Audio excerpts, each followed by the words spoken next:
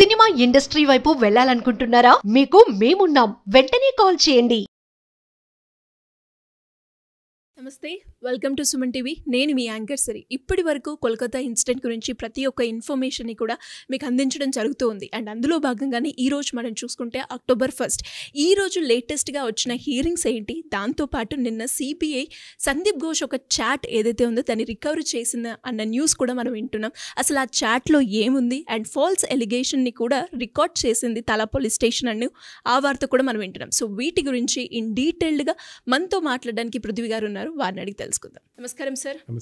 Sir, ఈ రోజు latest update ప్రకారంగా అసలు హియరింగ్లో ఏం జరిగింది అండ్ మనం అనుకున్నట్టుగానే సిబిఐకి సందీప్ ఘోష్ యొక్క చాట్ అనేది రికవరీ చేశారు అని చెప్తూ ఉన్నారు. ఆ చాట్లో ఏముంది సార్? ఈరోజు జరుగుతున్నటువంటి హియరింగ్లో ఏంటంటే, నిన్న ఒక పాయింట్ ఆఫ్ ఆర్డర్ ఒకటి తీసుకొచ్చారు. అదేంటంటే, ఒక పాయింట్ని రేజ్ చేశారు. వికీపీడియా అంటే మీకు అందరికీ తెలుసు, వికీపీడియా అంటే ఎవరైనా ఒక వ్యక్తి ఇన్ఫర్మేషన్ ఏదైనా ఉంటే దాంట్లో మనకు దొరుకుతుంది. వికీపీడియాలో ఆ అమ్మాయి ఫొటోస్ తోటి సహా, ఆ అమ్మాయి ఐడెంటిటీతో సహా మొత్తం అంతా కూడా ఒక పబ్లిష్ అవ్వడం జరిగింది. మీరు చెప్పారు 50 days, అంటే 50 days నుంచి అది పబ్లిష్ అయ్యే ఉంది. 50 days నుంచి కొన్ని లక్షల మంది దాన్ని చూస్తున్నారు. అంటే మనకి ఈ సెన్సిటివ్ ఇష్యూస్లో మెయిన్గా ఈ మానభంగం కేసులో కానీ, కొన్ని పోస్కో కేసెస్లో కానీ, చిన్నపిల్లల అత్యాచారం కేసులో కానీ, వీటిల్లో సుప్రీంకోర్టు ఇచ్చిన గైడ్లైన్స్ ప్రకారం లేకపోతే యాక్ట్లోనే ఉంటుంది వాళ్ళ ఐడెంటిటీ అనేది బయట చెప్పొద్దు అని చెప్పి. అటువంటిది వికీపీడియాలో ఆ అమ్మాయి ఐడెంటిటీ దొరికేసింది.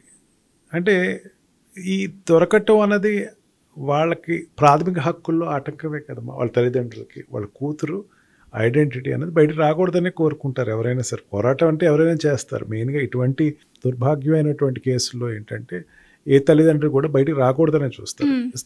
ఈ వెనకాల నుంచి పోరాటం, తెలియకుండా పోరాటం అంటే నిజంగా ఖచ్చితంగా పోరాడతారు, దాంట్లో ఎటువంటి డౌట్ లేదు.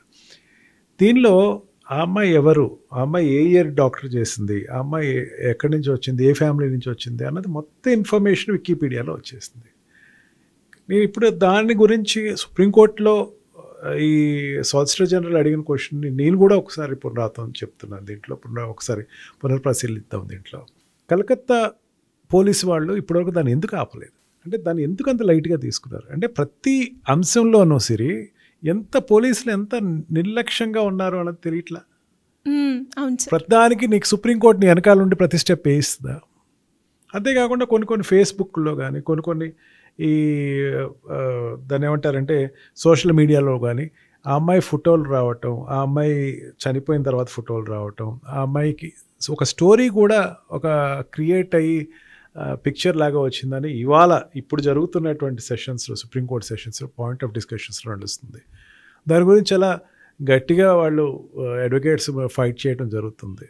ఆ అమ్మాయి వాళ్ళ తల్లిదండ్రులు చాలా ఇన్సెక్యూర్ ఫీల్ అవుతున్నారు అనేసరికి దానికి ఒక నోడల్ ఆఫీసర్ని అపాయింట్ చేద్దాము, అసలు ఈ మీడియాకి సంబంధించినంతటి వరకు వెరిఫికేషన్కి ఒక నోడల్ ఆఫీసర్ని అపాయింట్ చేద్దాము, అసలు ఇన్నెందుకు బయటకు వస్తున్నాయి, అసలు లిస్ట్ ఇవ్వండి, అసలు ఏమేమి బయటకు వస్తున్నాయి దాని గురించి మేము అసలు వెరిఫై చేస్తాం సుప్రీంకోర్టు జరగడం జరిగింది. ఇప్పుడు అంటే లిస్ట్ అంటే ఏంటి, దేనికి చాలా సీరియస్గా తీసుకుంటున్నాను, మేము ఇక్కడ సీరియస్గా చర్చ చేస్తున్నాం. నేను ఒక స్టేజ్లో ఏమైందంటే, అంటే కలకత్తా గవర్నమెంట్ డబుల్ స్టాండ్ గురించి చెప్తున్నాను.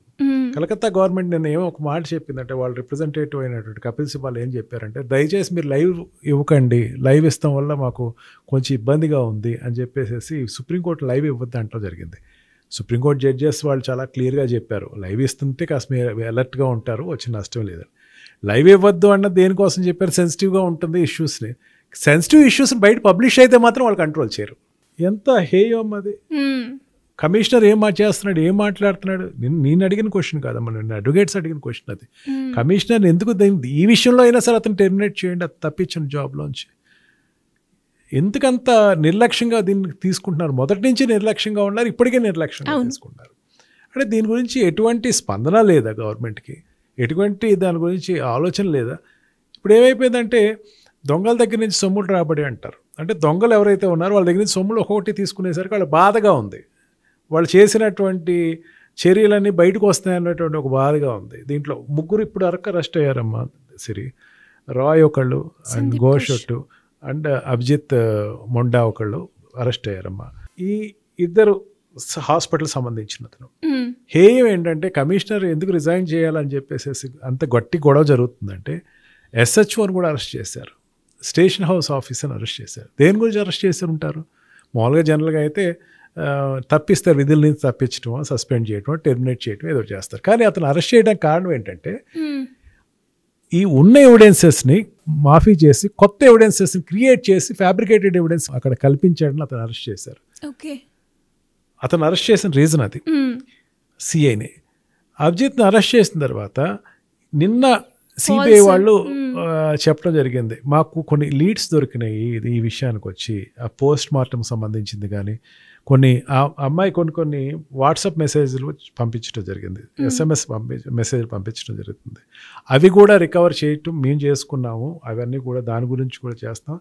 ఇట్లన్నిటినీ డిస్ట్రాయ్ చేయటానికి అతని దగ్గర నుంచి లీడ్స్ దొరికినాయి. అంటే లీడ్ అంటే సిబిఐ మెల్లిగా కోణంలోకి వెళ్ళిపోతుంది. సిబిఐకి ఇంతకుముందు అనేకసార్లు చెప్పుకున్నాం మనం, సిబిఐకి ఎటువంటి ప్లాట్ఫామ్ లేకుండా ఎటువంటి ఆధారాలు లేకుండా అప్పచెప్పిన కేసు. అతను అరెస్ట్ చేసిన తర్వాత ఎవరెవరు వెనకాల వ్యక్తులు ఉన్నారు అన్నది కనిపెట్టడం కోసం వాళ్ళు చేసే ప్రయత్నాల్లో కొంచెం సక్సెస్ఫుల్గా ఉన్నాము అని చెప్పడం జరుగుతుంది. నిజంగా సిబిఐ ఇన్వెస్టిగేషన్ ఈ టైటప్ జోన్స్లో కనుక చేయగలిగితే కనుక అతి త్వరలోనే మనకి వెనకాల ఎవరున్నారు అన్న వాళ్ళు, ఆ అమ్మాయిని చంపించడానికి కారణం ఎవరున్నారు అన్నది మనకి బయటపడేటువంటి ఆస్కారం అతి త్వరలోనే ఉంది. అండ్ అదే విధంగా సార్ మీరు ఇంతసేపు సిబిఐ సందీప్ ఘోష్ ఒక చాట్ రికవరీ చేయడం జరిగింది అన్నారు, అసలు అందులో ఏముంది సార్? చాట్ అనేది గమ్మని చెప్పరమ్మా జనరల్గా. కాకపోతే ఏంటంటే ఈ చాట్ సందీప్ ఘోష్కి సంబంధించిన నెక్స్ట్ అధికారులతోటి తన తోటి ఈ అమౌంట్స్ డిస్ట్రిబ్యూషన్ దగ్గర కానీ ఈ అంశం ఈ అమ్మాయి మర్డర్ కేసు గురించి సంబంధించినటువంటి విషయాన్ని పై అధికారులకు కానీ ఆ స్టేట్ గవర్నమెంట్లో ఉండేటువంటి ఉన్నత వ్యక్తులు కానీ పంపించినటువంటి ఆధారాలు సిబిఐకి దగ్గరికి వచ్చినాయి. అంటే సిబిఐకి మెల్లిమెల్లిగా ఈ కర్టెన్స్ అనేది క్లియర్ అవుతున్నాయి. ఇతని పాత్ర, ప్రతివాడి యొక్క పాత్ర అనేది మెల్లిగా బయటకు తీసుకొస్తుంది. అతి త్వరలోనే దాని గురించి మనకి పూర్తిగా వివరాలు దొరుకుతాయి. సిబిఐ ప్రతిదీ కూడా కవర్ తోటి, అంటే సీల్డ్ కవర్ తోటి సుప్రీంకోర్టుకి ఇవ్వటం. జనరల్గా ఏమవుతుందంటే సీల్డ్ కవర్ ప్రాసెస్ అంటారు సుప్రీంకోర్టులో కానీ హైకోర్టులో కానీ. ఏదైనా ఇన్వెస్టిగేషన్ చేస్తున్నారంటే సరిగ్గా చేస్తున్నారు లేదు మాకు ఎట్లా తెలుస్తుంది అంటే ఒక సీల్డ్ కవర్లో ఇచ్చి పంపిస్తారు, వాళ్ళు వెంటనే వాళ్ళు చూసి వాళ్ళు వెనక్కి పంపించేస్తారు. అంటే ఏదైనా ఓపెన్గా రివీల్ చేయాలి. బట్ సీల్ అన్నది హైకోర్టు కానీ సుప్రీంకోర్టు కానీ ఉండదు, ప్రతి సుప్రీంకోర్టు అడిగినప్పుడు ఇవ్వాల్సిందే. ఆ రకంగా వీళ్ళు పంపించడం జరిగింది, దాన్ని వెరిఫై చేస్తున్నారు. అండ్ నిన్న సుప్రీంకోర్టు, ఇవాళ సుప్రీంకోర్టు కంటిన్యూగా దాని గురించి ఉండే సెక్యూరిటీ మెజర్స్లో ఫెయిల్ అయ్యింది, సీసీ ఫుటేజెస్ విషయంలో ఫెయిల్ అయ్యింది. అండ్ వీటిలన్నింటినీ కూడా ఖచ్చితంగా అక్కడ అమలు చేయాలి అని చెప్పేసి సుప్రీంకోర్టు ఉన్నత న్యాయస్థానం అది ఇంటర్వ్యూన్ చేసుకుంటూ జరిగింది.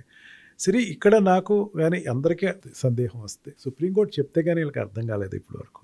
అవును, ఏదో దారుణం అది చాలా సార్. ప్రతి ఒక్క కేసులో కనుక మనం చూస్తే వచ్చిన ఎవిడెన్సెస్ ప్రకారం కోల్కతాలో అక్కడ పోలీస్ వాళ్ళు కావచ్చు ఎలాంటి స్పందన అయితే మనం చూడట్లేదు. పోలీస్ సంబంధం లేదు. పోలీస్కి అసలు నాకు ఈ విషయంలో అసలు నాకు పట్టింపు లేదన్నట్టు వదిలిపడేస్తారు. దానిని సుప్రీంకోర్టు ప్రతి అడుగుతూ ఉంటే రేపు తీసుకొస్తానండి దాని ఇన్ఫర్మేషన్. సీసీ ఫుటేజ్ ఏమైంది, కేవలం 36 మినిట్సే ఉందండి, మిగతా అదంతా ఏమైంది, అదంతా టెక్నికల్గా డిలీట్ అయిపోయిందండి.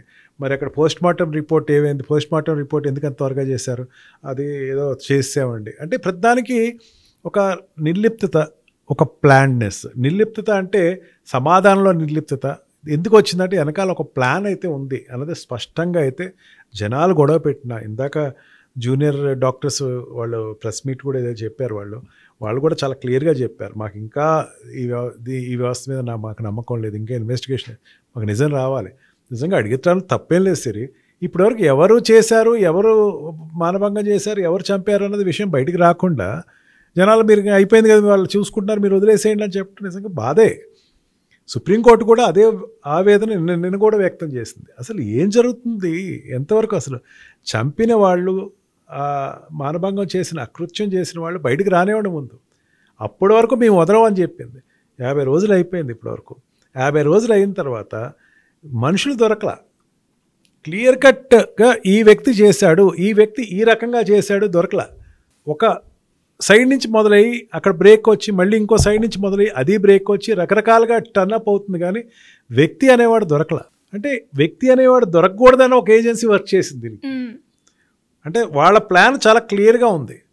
సందీప్ ఘోష్ గురించి మనం అనుకుంటున్నాం. సందీప్ ఘోష్ అంతకు ముందు ఆ ఘటనా స్థలానికి రావటం జరిగింది, ఘటనా స్థలంలో వెరిఫై చేయడం జరిగింది. నువ్వెందుకు వెరిఫై చేసావు అన్న దాని మీద ఇన్వెస్టిగేషన్ జరుగుతుంది.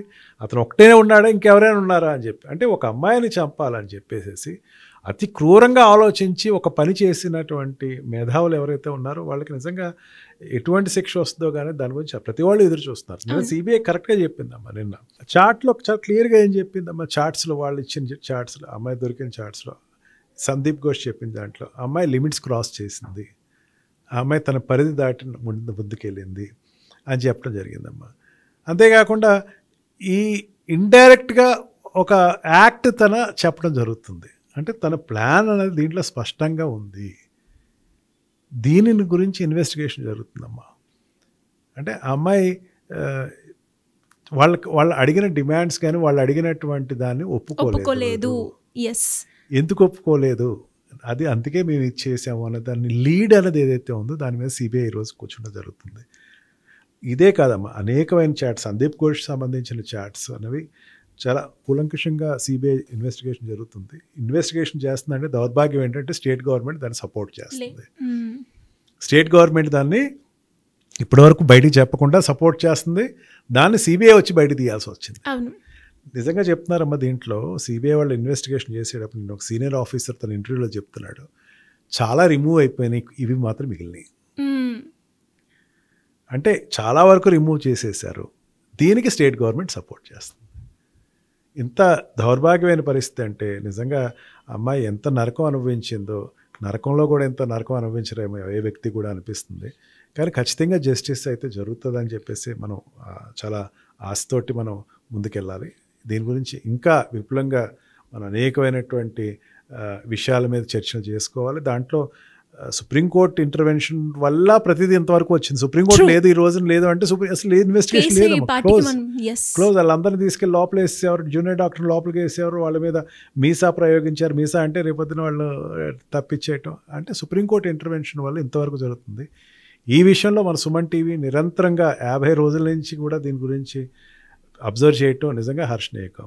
ఎస్ సార్, మీరు అన్నట్టుగానే ఏదైతే సిబిఐ రికవరీ చాట్ చేసిందో ఆ చాట్, ఆ ఎవిడెన్స్ ఈ కేసుని ఇంకే రకంగా తీసుకెళ్తుంది అనేది చాలా ఇంపార్టెంట్. అండ్ దాంతోపాటు దాన్ని బట్టే మనకి అసలు నిజాలు అనేది కూడా బయటికి రావడం జరుగుతుంది.